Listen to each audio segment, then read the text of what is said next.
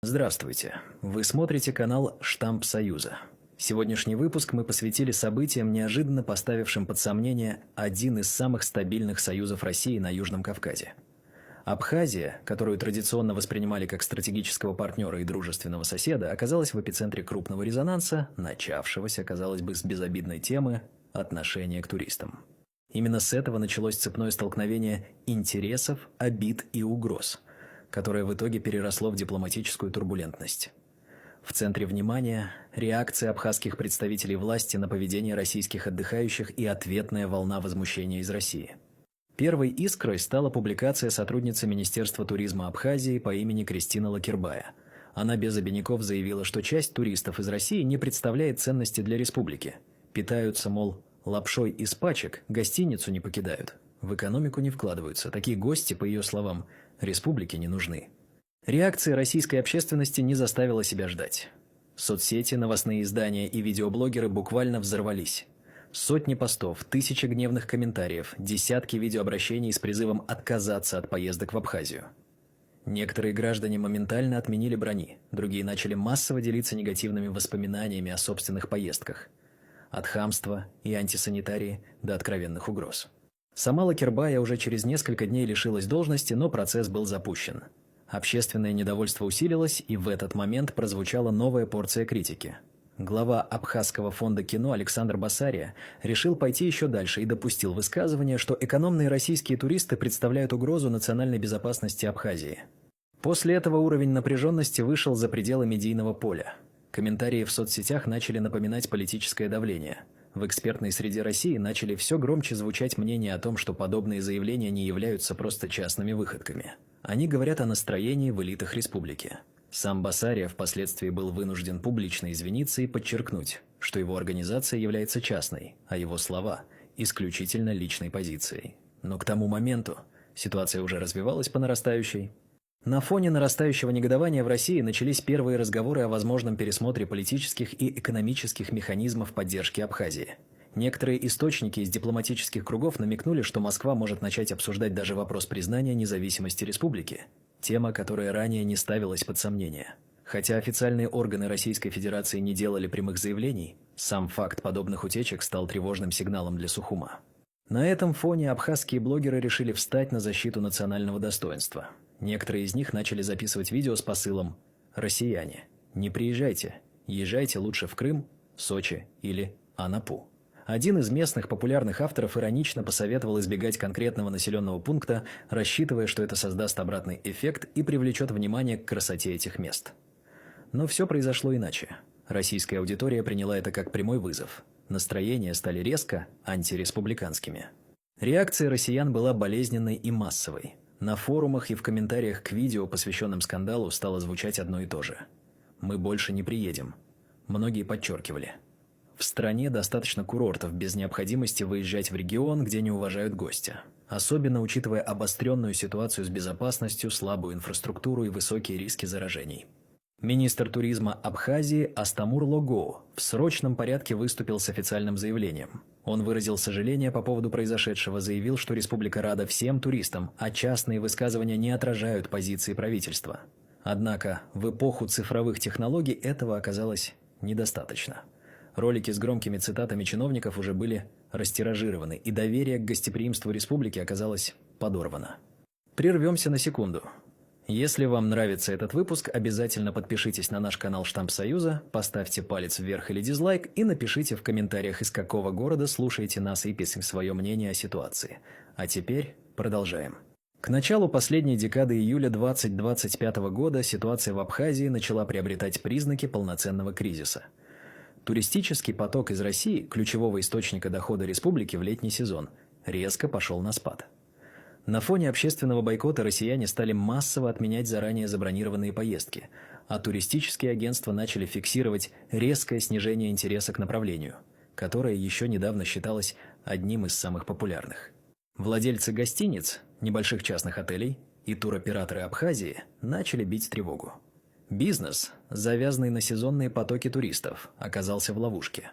Отели пустеют, экскурсионные маршруты отменяются, а кафе и рынки лишаются привычного заработка. Особенно остро на ситуацию отреагировали жители прибрежных городов и деревень, где именно российские гости были основными потребителями всех товаров и услуг.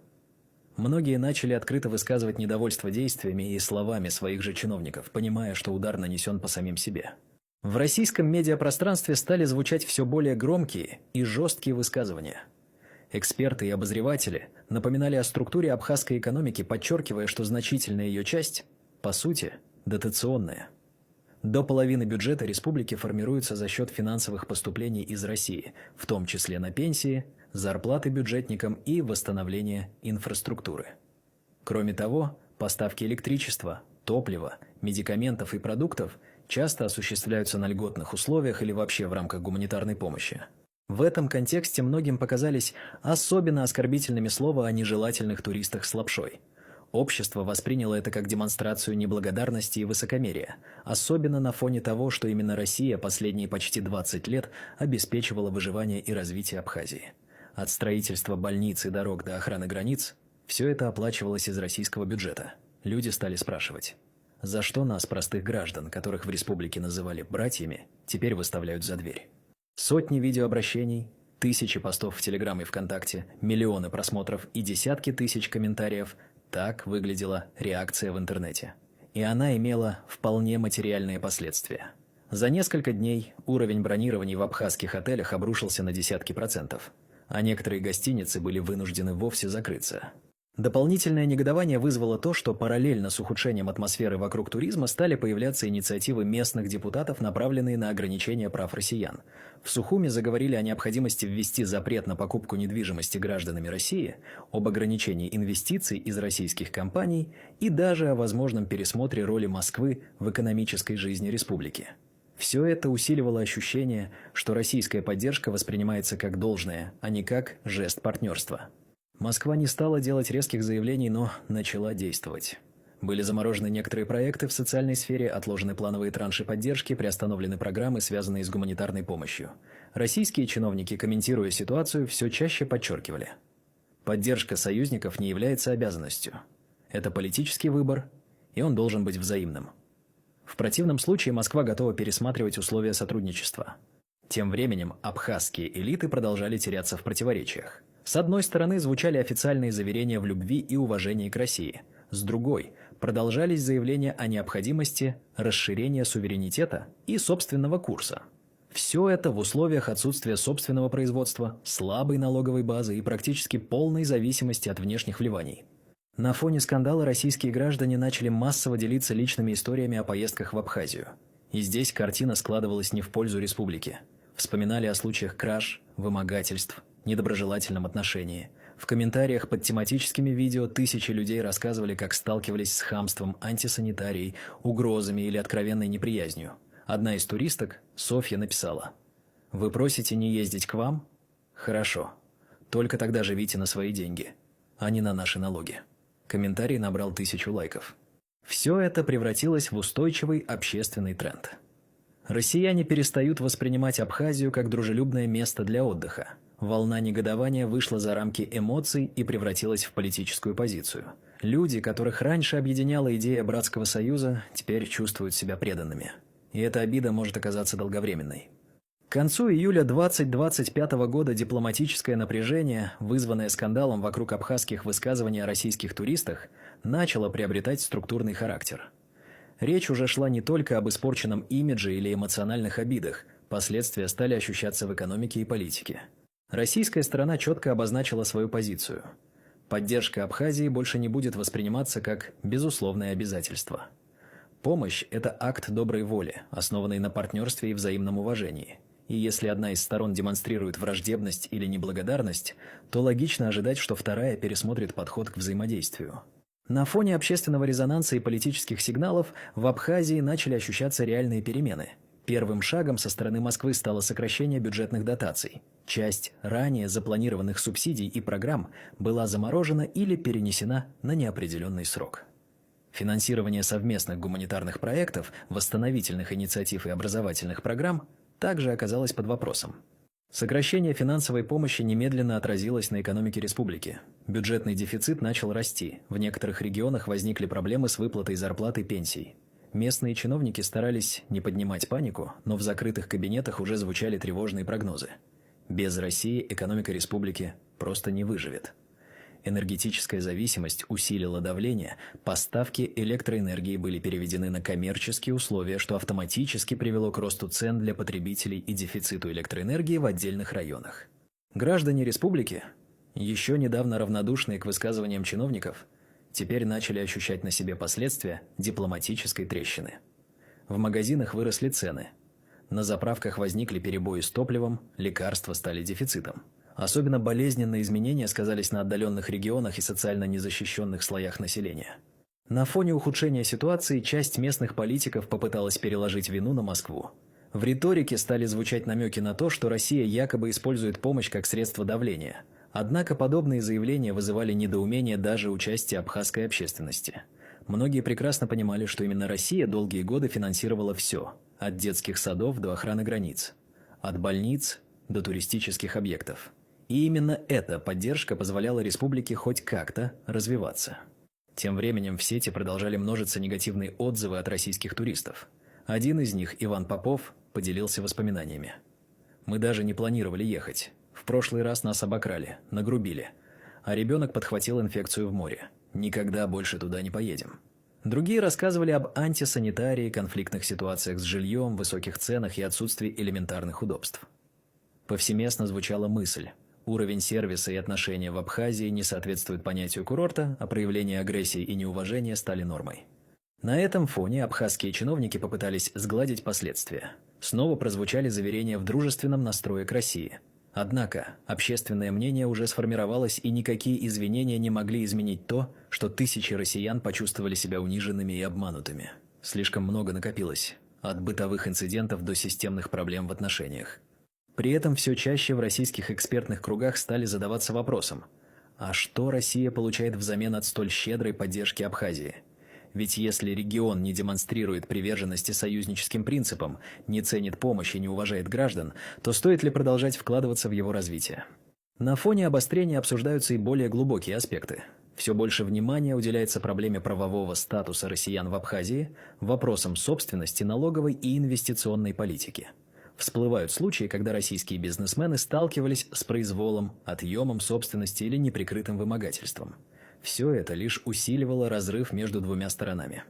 Таким образом, скандал, начавшийся с бытовой фразы чиновницы, перерос в полноценный кризис доверия. И теперь под угрозой оказалось не только туристическое будущее Абхазии, но и вся структура двустороннего партнерства, выстраивавшаяся годами.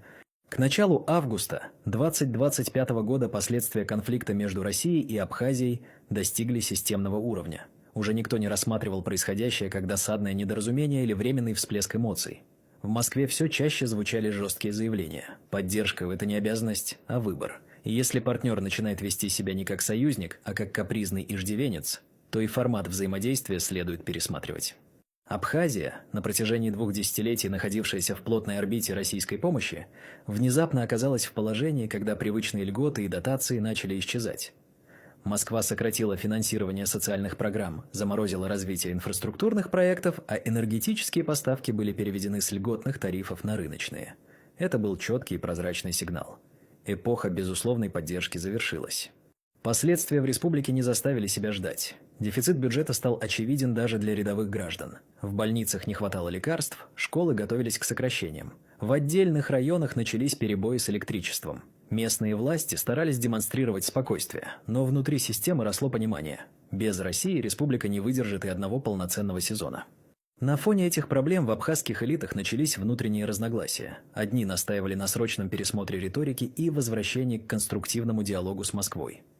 Другие продолжали твердить о суверенитете и необходимости отстраивать независимый курс, несмотря на отсутствие экономических и институциональных инструментов для этого. Возникла парадоксальная ситуация. Элиты спорили о геополитике, в то время как народ выживал при свечах и на остатках социальных пособий. Граждане все чаще начинали открыто выражать разочарование не в Москве, а в собственных руководителях. В комментариях к публикациям и на уличных обсуждениях звучали упреки в адрес чиновников, которые ради сиюминутной бравады поставили под угрозу целую отрасль и многолетнее партнерство. Возмущение вызывали не только громкие заявления против российских туристов. Но и запреты на продажу недвижимости россиянам, блокировки инвестпроектов, бюрократические препятствия для бизнеса и откровенно недружественные шаги в образовательной сфере. Тем временем Москва демонстрировала принципиальную позицию. Россия четко дала понять, что будет выстраивать отношения с теми, кто уважает ее вклад, а не использует ее ресурсы как бесконечный источник.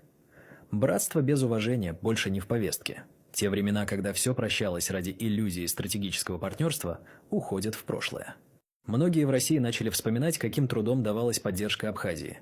Вспоминали гуманитарные операции после войны, восстановление городов, инвестиции в школы, больницы, дороги. Вспоминали, как Россия брала на себя ответственность за безопасность республики, за поставки топлива, за пенсии. И все это без экономической отдачи, без политических условий. Просто потому, что считали сухим союзником. Но теперь ситуация изменилась. И вопрос, который еще недавно не поднимался, сегодня звучит во весь голос. Имеет ли смысл помогать тем, кто публично унижает российских граждан? На этом фоне российские туристы окончательно отворачиваются. Бронирования на август упали до исторических минимумов. Многие агентства вообще убрали Абхазию из предложений. Группы отдыхающих переориентировались на Крым, Кавказ, Сочи, а также внутренний туризм в республиках России. И даже те, кто когда-то с любовью вспоминал отдых в Пицунде или Новый Афон, теперь заявляют – не ногой. Для Абхазии это стало серьезным ударом. Туризм был одной из немногих отраслей, приносящих живые деньги в экономику. И именно российские туристы заполняли пляжи, гостиницы, кафе, экскурсионные маршруты. Их уход означает не только экономический провал, но и удар по социальной стабильности. В регионе стремительно растет безработица, падают доходы, обостряется криминогенная обстановка. И все это – результат слов, сказанных необдуманно, но подкрепленных молчаливым согласием политического класса. Высказывания, которые могли остаться курьезом, стали катализатором кризиса, потому что в эпоху социальных сетей, открытых границ и глобального внимания, каждое слово имеет последствия. Сегодня Абхазия стоит перед выбором. Продолжать путь обид, ультиматумов и иллюзорного суверенитета или восстановить доверие к ключевому союзнику, пересмотрев внутреннюю риторику и политику. Москва ясно обозначила красную черту, и теперь будущее республики будет зависеть не от деклараций, а от поступков. Потому что настоящий союз строится не на упреках и претензиях, а на уважении и ответственности.